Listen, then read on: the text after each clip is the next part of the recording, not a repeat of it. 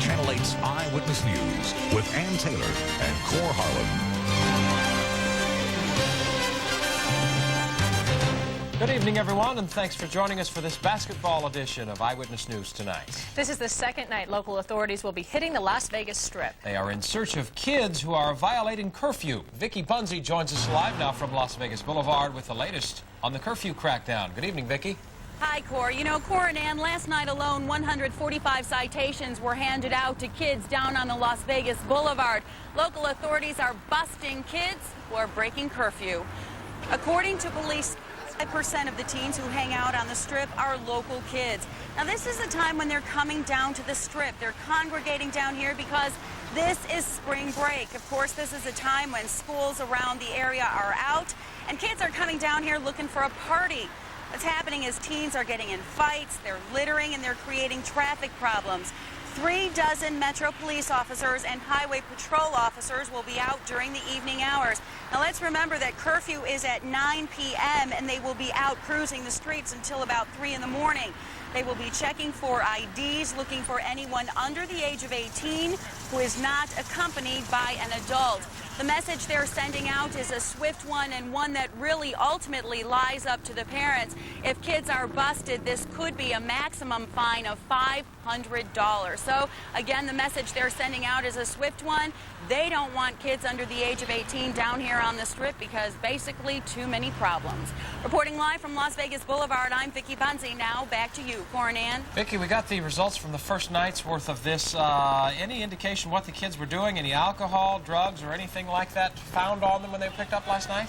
You know, Kohr, I'm kind of surprised by the numbers because, again, in the first night alone, 145 citations were handed out. We have to remember that 5 of those, and again, I'm surprised by that number, but 5 of those citations were alcohol-related. So, yeah, some were busted because they were drinking. Okay, Vicki Bunzy reporting live tonight from Las Vegas Boulevard. Thanks, Vicki. Thanks.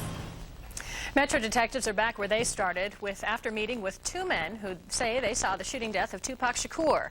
2 eyewitnesses say Metro dismissed them as credible witnesses earlier in the investigation. And after meeting with them a second time, detectives say they still provided no new information. Shakur was shot near the Las Vegas Strip on September 7th after he died 6 days later. No suspects have been arrested.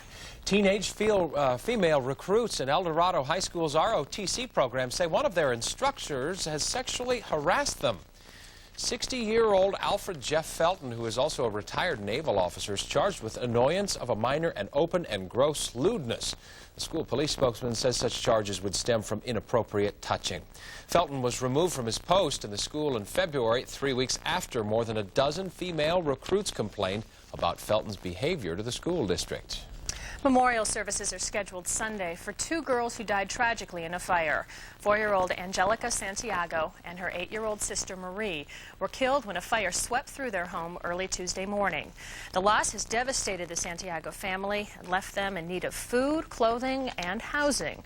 Red Cross donations are helping to pay for the young girls' funeral expenses. The memorial service is scheduled for 10 a.m. Sunday at Davis Paradise Valley Funeral Home. The address is 6200 Eastern Avenue, and that's near Patrick Lane. A 3-year-old boy in Florida is dead after an alligator snatched him while he was swimming in a lake. Search crews found Adam Binford's body today near an 11-foot alligator. Authorities say the gator did not eat the boy, but they're positive the alligator did kill him. The boy's mother says Adam had been playing with his brother in shallow water yesterday when she heard a large splash. When she turned around to look, the boy was gone. A trapper has killed the alligator since. It was found swimming near the body, protecting it from other predators.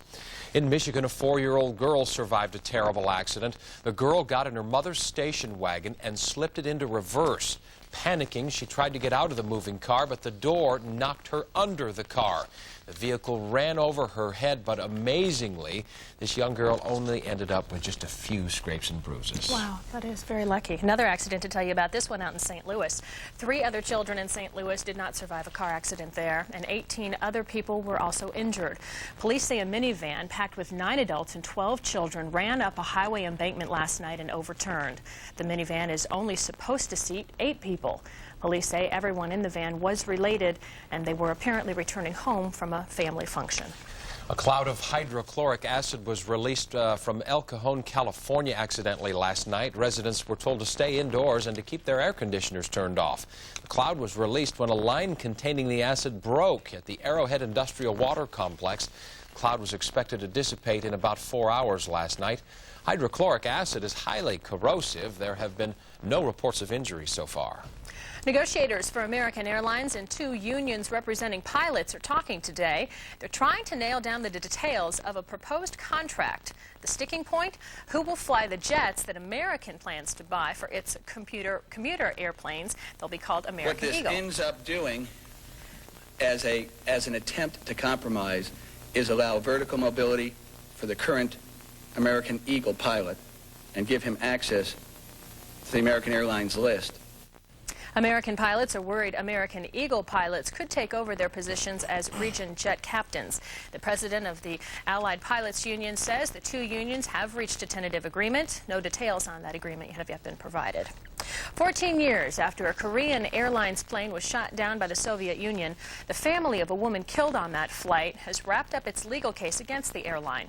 The family was awarded $2.1 million, the largest jury award yet against the airlines in the wake of that crash. The family's attorney says the jury recognized that those aboard experienced at least 8 minutes of physical pain and mental suffering.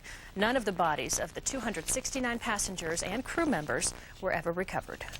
Well, Las Vegas is not the only city that blows up the old to make way for new casinos. A 17-story hotel in Detroit was reduced to rubble and dust this morning. The abandoned Wolverine Hotel was blown up to make way for a new stadium and possibly some downtown casinos.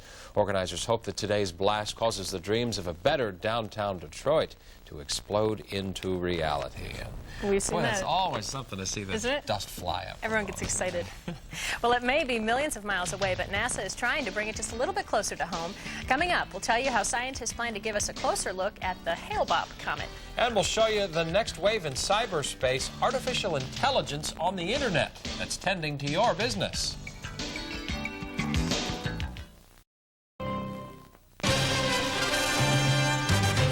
A second suspect in the bombing at a U.S. military base in Saudi Arabia has been arrested. The man was arrested in Canada this week on suspicion of engaging in terrorism and being a threat to Canadian security. The suspect is the second arrested in Canada in connection with the bombing last June that killed 19 servicemen. The FBI is praising the Saudi government for helping identify the latest suspect.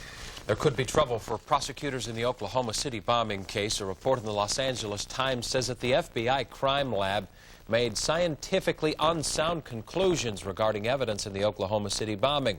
A Justice Department report that will be released next month calls the crime lab's handling of evidence biased in favor of the prosecution. OJ Simpson is in trouble again, this time with his mortgage company. Simpson has missed $86,000 in payments on his Brentwood home, and foreclosure proceedings are in the works. If Simpson fails to make the payments within 3 months, the mortgage company could auction off the Brentwood property. At least 9 creditors have liens against the estate, including Simpson's criminal, civil, and personal lawyers. Fred Goldman is also among the creditors with a $19 million lien following that civil jury's decision that Simpson is liable for the death of Goldman's son. Well, Simpson is not the only person concerned about finances. Federal Reserve Chairman Alan Greenspan dropped another hint today that interest rates might soon be going up. In a speech to the Independent Bankers Association, Greenspan warned the economy has been good for so long that now may be just the time for bankers to reassess their lending practices. Federal policymakers will meet Tuesday. Analysts believe they will try to prevent inflation by raising interest rates. After a successful summit with President Boris Yeltsin, our commander-in-chief hit the airwaves today for his weekly radio address. President Clinton focused on giving Americans who work overtime the right to choose their payment in either money or comp time. It's employees and their families, not employers, who should choose if, when, and how they take and use comp time. Congress should pass expanded family leave and a strong comp time bill. The moment a responsible comp time bill hits my desk, I will gladly sign it. It'll be good for workers, good for business, good for the economy, and strong in the building of our families. Earlier this week, the House narrowly approved its own version of a comp time bill. It's now in the hands of the Senate. President Clinton says if the bill makes it to his desk, he will veto it. He claims it gives too much power to employers. First Lady Hillary Rodham Clinton and her daughter Chelsea have reached the midway mark of their African Goodwill Tour. Today they toured the country of Zimbabwe, where they saw programs designed to help the disadvantaged. After touring the Center for Blind, Mrs. Clinton told reporters she believes her visit will help generate new interest in America about Africa. She urged U.S. companies to take advantage of the trend toward democracy and increase investments in the area. NASA's released new photographs of that spectacular Hale-Bopp comet that's in the sky, but we'll soon get an even closer look at the comet thanks to some traveling telescopes. NASA scientists are already getting ready to launch telescopes 200 miles above White Sands, New Mexico. Those telescopes will provide astronomers with a 7-minute view of the comet's ultraviolet light that does not penetrate the Earth's atmosphere. Astronomers hope to learn more about the comet's gases, its size, and the distribution of its tail. The comet is visible to the naked eye shortly before sunrise and after sunset.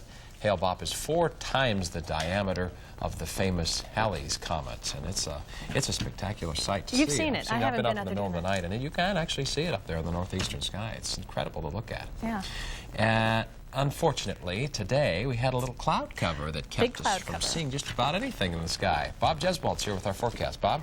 That's right. You know, good news, though, Kohr. You know, with the clouds, typically the weather changes all the time, which makes our job very interesting. We're going to see some clearing. So that means comet viewing may not be bad. We'll talk about where the best place will be in the valley to view Hale-Bopp for the rest of this evening. Also, we'll talk about some temperatures that are actually cooling down. We had record highs this week going into spring. Check out what we had today throughout the Southwest. You can see readings into the mid-60s, still relatively warm and above normal, but not as warm as it has been. We'll talk about a little cool down coming up.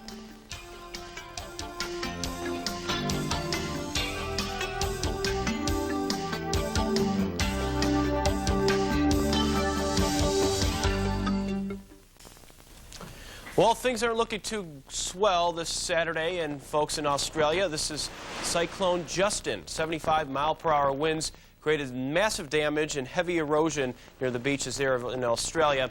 And, of course, there was even some situations where boaters ran the risk of being lost at sea. 5 crew members are still lost, and they're still trying to find these guys. Not a good thing to do when there is cyclones, the same as a hurricane that we'd have here in our neck of the woods, in our hemisphere. So that's weather wrap-up for this Saturday. Couldn't find a greetings from Mother Nature, but I'll tell you, that's one here. That means positive weather is what we're experiencing. Now we're looking at an upper-level low that's kind of spinning around. This is a jet stream, kind of away from the main flow, okay, if you will. Now, clouds out in the Pacific look like they're going to continue to ride over a new developing ridge, so we're looking for warmer temperatures to return by the middle of the week. But wait, we have to talk about cooler temperatures first. We haven't got there yet, but we're still 10 degrees above normal for today. We're looking at this system here. Let's take a weather flight and show you the significance of this thing spinning out here. Well, what's happening is it's generating some energy out here in California, of course, bringing in some lift in the air, showers and thunder showers. Now here's the clouds here breaking up already. We saw Vicki Bunze in her live shot, some sunshine out there, clearing right back here for the rest of this evening. But back through California, that low spinning around is going to continue to move east. And as a result, showers and even a few thunderstorms are going to pop up. With this situation, we're looking at it to move rather quickly tomorrow with a front up to the north. What does this mean? It means we're going to see some precipitation, most likely at higher elevations. So we're going to look like the Spring Mountains getting a few isolated showers as we get into tomorrow's forecast. That's the way it'll shape up. Show you how it looks quickly when we get into, oh, where did we go? Can we go back? There we go. We show those clouds moving out and the system moving through rapidly tomorrow. And as it does so, look what happens. Showers fire up over to higher elevations. Front slides down quickly. High pressure builds in. That means we're going to see a little cooler air moving in our forecast coming up in a later period. Okay, let's show you what the sunrise, sunset looks like. Air quality good, but except the haze and dust isn't good at the Flamingo Station. Pollen extremely high. That, again, is a mulberry bush. 78 to 87 degrees in the northwest. Right now we have